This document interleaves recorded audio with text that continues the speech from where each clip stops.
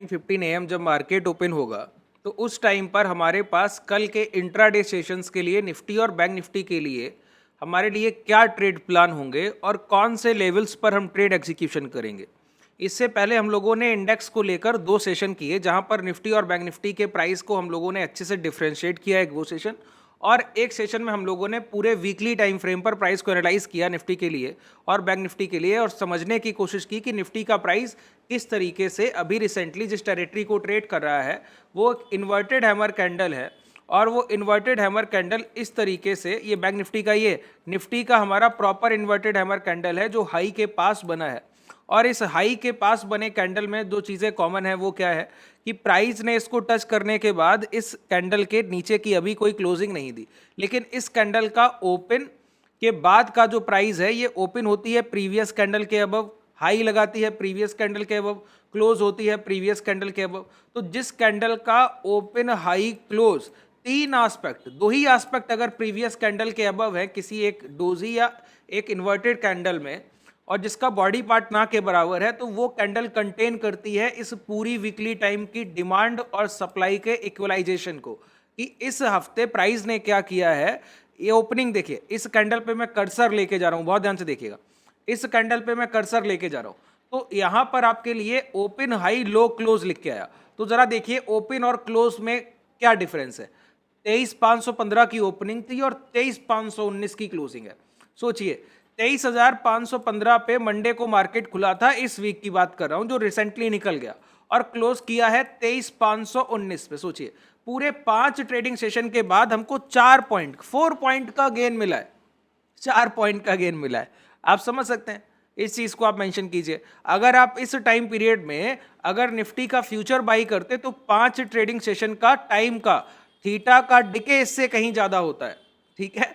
तो सोच कर देखिए आप कि ये मोमेंटम है 4 पॉइंट, तो इसका मतलब है कि ये जो प्रीवियस वीक इस बैंक निफ्टी 50 ने ये जो गेन किया था ना 22,300 से और 22,353 तक, तो ये जो पूरा एक गेन था 1000 पॉइंट की रैली का, उस 1000 पॉइंट की रैली के बाद हम उस टेरिटरी में इंडेक्स में पहुंच गए जो कि सप्लायर का रेंज है। तो सप्लायर यहां पे लगातार शॉर्ट सेल कर रहा है और बायर क्या कर रहा है, सिर्फ सर्वाइवल पीरियड में है, किसी भी तरीके से इस जो सप्लाई सामने से आ रही है उसको नॉर्मलाइज कर रहा है कि आप जितना बेचें कम से कम उतना खरीदते हुए हम अपने प्रीवियस स्विंग लो को ब्रेक करने से बेचें। इस प्राइस एक्शन का रिपीटेशन आपको यहाँ पे निफ्टी में भी देखने को मिलेगा। अगर आप गौर करें तो हमारे लिए किसी भी सेशन के लिए एक एनालाइज करने के लिए लास्ट ट्रेडिंग सेशन क्या करेगा, तो हमारे लिए प्रीवियस सेशन की क्लोजिंग बहुत महत्वपूर्ण होती है।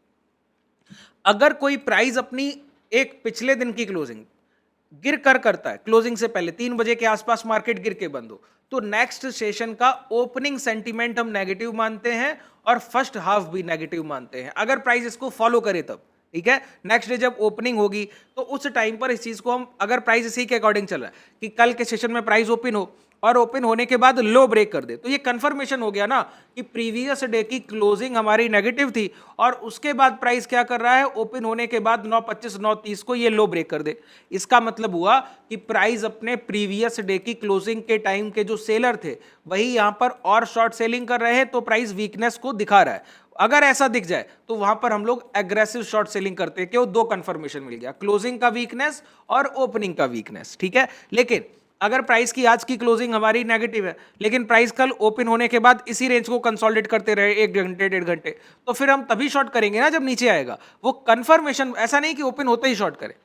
तो प्राइस दोबारा से अपनी जो एक्यूमुलेशन है, जो गेन है, उसको बढ़ा सकता है, प्राइस की स्ट्रेंथ को दोबारा से नॉर्मलाइज कर सकता है। कैसे, कंसोलिडेशन करके। अगर प्राइस को कल अब दोबारा से मॉर्निंग में स्ट्रांग होना है तो पहला काम प्राइस क्या कर सकता है, कंसोलिडेशन करे हाई ब्रेक करने से पहले। दूसरा काम क्या कर सकता है, अगर मॉर्निंग में ही हाई ब्रेक हो जाए तो उसके बाद फिर कंसोलिडेशन करे। डायरेक्ट अगर रैली देने की कोशिश करेगा तो प्राइस सस्टेन होने की पॉसिबिलिटी बहुत कम है। अब जरा देखते हैं कि अभी तक की पिछले सेशंस की हमको क्लोजिंग कैसी मिल रही है। गौर से देखिए, हमारे लिए जो जरूरी होता है पिछले 3 ट्रेडिंग सेशन का क्लोजिंग। बैंक निफ्टी का 27 मार्च का क्लोजिंग मार्केट गिर के बंद हुआ, ठीक है। कल के सेशन यानी कि फ्राइडे के सेशन में मार्केट ने क्या किया, एक पुल बैक लिया और डे हाई लगाया, वहां से दोबारा सप्लाई आई जो कि यहां इस प्रीवियस स्विंग का हाई था, ठीक है। वहां से दोबारा सप्लाई आई। सप्लाई के टाइम पर जब ये प्राइस नीचे आ रहा था तो आप गौर कीजिए प्राइस ने ये अपनी जो इनसाइड कैंडल्स है जिनके ऊपर प्राइस रुका हुआ है, इस रेंज को सेव किया है कि किसी भी तरीके से बायर इतना खरीदते रहे कि इस रेंज को ब्रेक ना हो जाए बस। तो ये क्या कर रहे हैं, अपने लास्ट स्विंग लो को सेव कर रहे हैं, लास्ट स्विंग लो को सेव कर रहे हैं कि अगर ये ब्रेकडाउन हुआ तो जो शॉर्ट सेलर जो फ्रेश क्वांटिटी शॉर्ट करने बैठा है, जो इस बहती गंगा में हाथ धोएंगे ना इंट्राडे सेलर्स, वो यहां पर प्राइस को शॉर्ट सेल करेंगे। फिर ये ब्रेकडाउन के बाद जो पहले से लॉन्ग की ट्रेड्स लेके बैठे होंगे उनका एसएल एरिया क्या होगा, इस डोजी का ये लो, इस डोजी का ये लो। तो जैसे ये ब्रेकडाउन होगा तो वो भी अपनी पोजीशन लॉन्ग की पोजीशन स्क्वायर ऑफ होंगी और शॉर्ट्स की फ्रेश ट्रेड्स आएंगी, और जो कॉन्जिक्यूटिव शॉर्ट सेलिंग कर रहा है उनका तो प्रेशर है ही मार्केट में, तो तभी तो प्राइस हाई साइड मोमेंटम नहीं कर पा रहा है। तो जब एक साथ इतने सिनेरियो चेंज हो जाएंगे तो लॉन्ग करने वाले ट्रेडर्स अपनी पोजीशंस को सेफ नहीं कर पाएंगे और प्राइस पैनिक में डाउनफॉल में चला जाएगा। तो अभी पिछले 2 सेशन से हमको एक अंदाजा तो मिल रहा है कि प्राइस की क्लोजिंग वीक है। अब 28 तारीख की भी क्लोजिंग वीक थी, इसके पिछले सेशन भी प्राइस अपने डे लो के पास 26 तारीख को क्लोज किया, लेकिन ओपन होते ही देखिए प्रीवियस डे लो का लिक्विडिटी उठाया और हाई पे खड़ा कर दिया। तो प्राइस में बैंक निफ्टी का जो बीएनएफ का इंडेक्स है, इसमें अभी तक प्राइस क्या करने की कोशिश कर रहा है, किसी भी तरीके से अपने लास्ट बाइंग प्राइस को सेव करने की कोशिश कर रहा है कि जो हमारा उनका आखिरी खरीदारी का भाव है उसको किसी तरीके से सेफ रखा जाए, जिससे और शॉर्ट सेलर इस एक मोमेंटम से ना जुड़ पाए तो प्राइस में बड़ा पैनिक नहीं आएगा। और वो उतना खरीदता रहना चाहते हैं जितना कि इंस्टीट्यूशनल बेच रहे हैं। अगर वो उतना खरीदते रहे, उतनी एक्यूमुलेशन करते रहे और प्राइस में उन्होंने अपने लास्ट स्विंग लो, सबसे बड़ी डिमांड रेंज तो अगर बैंक निफ्टी के लिए पूछी जाए तो यही रेंज है 50,400 के पास, ठीक है। तो ये एक सबसे बड़ा इसका डिमांड रेंज है, यही रेंज, ठीक है। ये आप जो रेंज देख रहे हैं, ये गैप अप और पहली कैंडल, ये जब ब्रेक होगा ना तो आपको इंटेंस डाउनफॉल दिखेगा। ऐसे मार्केट दिखेगा कि एक एक कैंडल में 300, 400 पॉइंट का डिप लेता हुआ। एक वो कैंडल 1 घंटे का हो सकता है या 2 घंटे का हो सकता है, तो एक 2 घंटे में यही बैंक निफ्टी आपको 300, 400 पॉइंट का डिप लेते हुए दिख सकता है जब ये रेंज ब्रेक होगी। ये 51,000 का प्राइस है, 51,000 के आसपास जब ये ब्रेकडाउन मिलने लगे तब, ठीक है। और जैसे ही ये ब्रेकडाउन, तब हमको बड़ी सप्लाई देखने को मिलेगी। तब तक ये बायर क्या कर रहे हैं, प्राइस को कंसोलिडेट कराना चाहते हैं इस डिमांड रेंज के अबव। ये सेलर बियर कार्टेल्स को हाथ नहीं लगने देना चाहते अपॉर्चुनिटी, और बियर यहां पे लगातार पोजीशन को स्ट्रॉन्ग करने की कोशिश कर रहा है। कॉन्जिक्यूटिव सेशन, ये क्लोजिंग डे लो के पास, ये क्लोजिंग डे लो के पास, जब ये क्लोजिंग हाई के पास कंसोलिडेशन करा रहे थे तो वो हाई का रेंज ब्रेक करके, कंसोलिडेशन रेंज ब्रेक करके क्लोज किया। नेक्स्ट सेशन को प्राइस जब हाई ब्रेक करने की कोशिश किया तो स्विंग हाई के पास से सप्लाई उठाकर फिर प्राइस को देखिए यहां पे ब्रेक किया। लेकिन यहां पे बायर एक काम और कर रहे हैं, क्या कि जो स्विंग हाई का रेंज है ना उसको बार बार रिटेस्ट करा रहे हैं।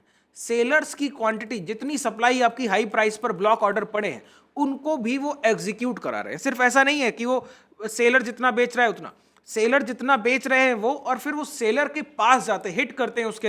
ये देखिए, ये जो रेजिस्टेंस रेंज है, ये जो लास्ट स्विंग हाई है, इसको हम लोगों ने कितनी बार टेस्ट किया। यहां पर देखिए, यहां पर हम लोगों ने इसको एक बार यहां से ब्रेकडाउन हुआ, फिर प्राइस दोबारा चलकर गया इस रेंज को, फिर गया 3-4 बार इस रेंज को हम टेस्ट कर चुके हैं।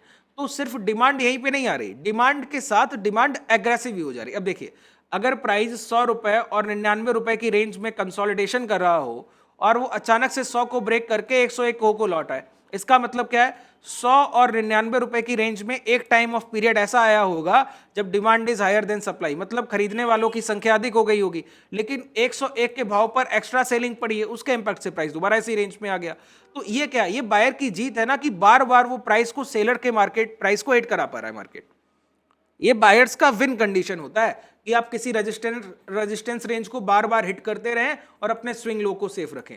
तो बैंक निफ्टी का जो प्राइजेक्शन है वो इसी तरीके का दिख रहा है कि हम अपने स्विंग हाई को यहां पर क्या कर रहे हैं कि बार बार रिटेस्ट कर रहे हैं। ये कंसोलिडेशन किया, नेक्स्ट सेशन प्राइस यहां पे क्लोजिंग नेगेटिव हुई थी, ओपन होने के बाद सप्लाई उठाया, फिर ये लो ब्रेक हुआ, मोमेंटम नहीं हुआ, फिर डिमांड उठा के सप्लाई रेंज के पास गया, फिर ये लो ब्रेक हुए तो भी मोमेंटम नहीं हुआ, फिर यहां से सप्लाई उठाने गया। तो ये क्या कर रहे हैं, सेलर्स के ऑर्डर्स को एग्जीक्यूट करा रहे हैं।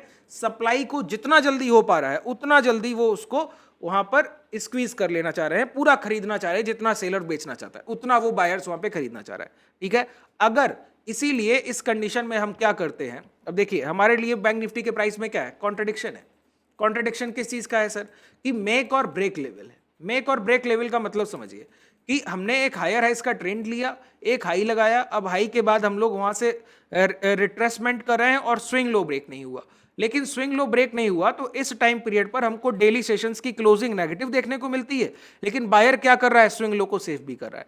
तो दोनों तरफ प्राइस एक्शन जा सकता है ना, कि एक सेलर का जो प्लस पॉइंट क्या है, वो क्लोजिंग के टाइम पे सप्लाई देके क्लोज करता है। बायर का प्लस पॉइंट क्या है कि वो बार बार इस रेजिस्टेंस एरिया को हिट कर देता है।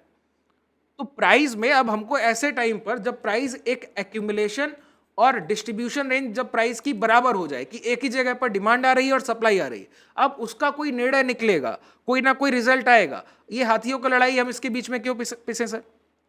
तो इस रेंज को हम बोलते हैं tradable non tradable sellers range, कि जब तक प्राइस इस रेंज में है तब तक आप कोई ऑप्शन ट्रेडिंग, ऑप्शन बाइंग से दूर रहिए, बिल्कुल ऑप्शन बाइंग नहीं करना, ठीक है।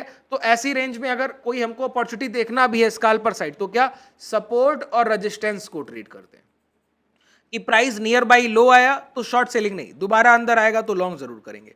प्राइस नियर बाई हाई गया तो ब्रेकआउट को नहीं देखेंगे, दोबारा अंदर आ गया तो शॉर्ट जरूर करेंगे, ठीक है। तो जब भी प्राइस अपने प्रीवियस डे हाई और इस तरीके की कंसोलिडेशन रेंज को ट्रेड कर रहा हो, उस टाइम पर सपोर्ट और रेजिस्टेंस के रिस्पेक्ट को हम ट्रेड कर रहे होते हैं, कि ब्रेकआउट और ब्रेकडाउन के फेलियर अगर हमको मिल गए, वो ट्रैपिंग अगर हमको मिल गई ना, तो वो हमारे लिए सबसे बड़ी अपॉर्चुनिटी है, उससे बड़ी अपॉर्चुनिटी कोई नहीं।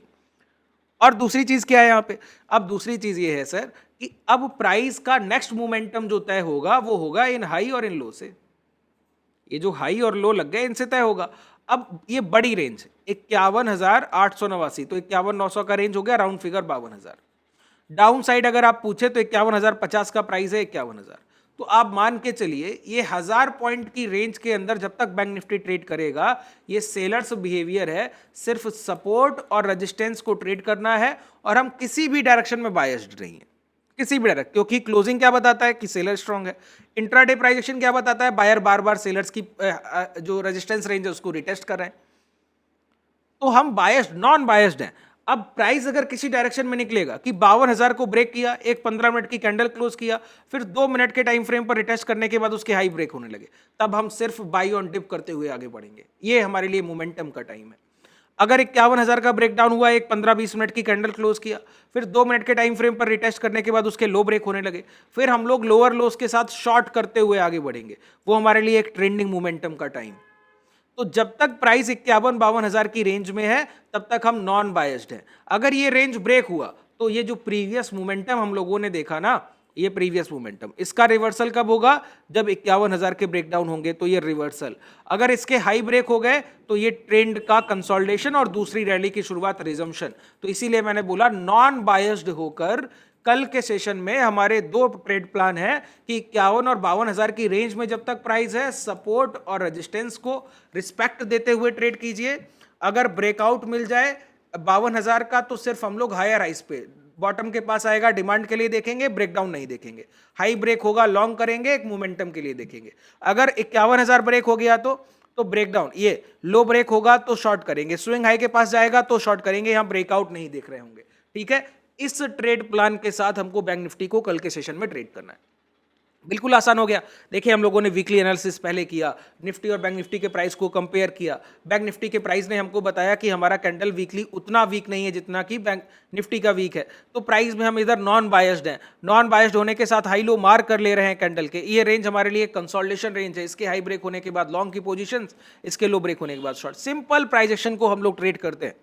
जितना आप प्राइस को सिंपल रखेंगे उतना ये आपके लिए प्रॉफिटेबल है। जितना आप अपने लिए इसको मुश्किल बना लीजिए, इंडिकेटर्स को यूज कीजिए, एक चार्ट को पूरा आप चाहे रंग दीजिए किसी तरीके से, कुछ भी कीजिए, वो सब आपके लिए मुश्किल पैदा करेगा। 5 तरीके के टूल और इंडिकेटर आपको प्रॉफिटेबल नहीं बनाते हैं, आपकी प्राइस एक्शन की समझ आपको प्रॉफिटेबल बनाती है। उम्मीद है आपको अच्छी तरीके से चीजें समझ आई होंगी।